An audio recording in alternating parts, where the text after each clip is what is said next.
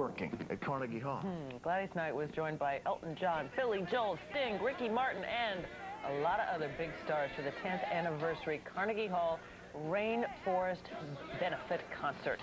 They ended the night with a rousing rendition of, you know it, R-E-S-P-E-C-T, Respect, and that's what we leave you with tonight as we say good night. We'll see you tomorrow.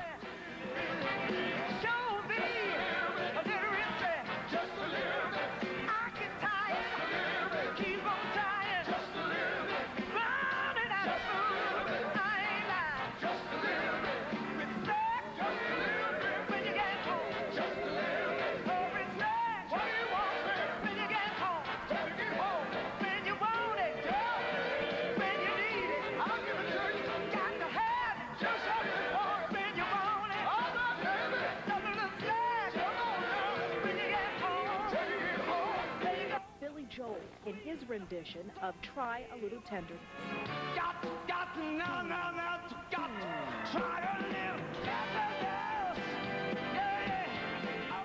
For 10 years now.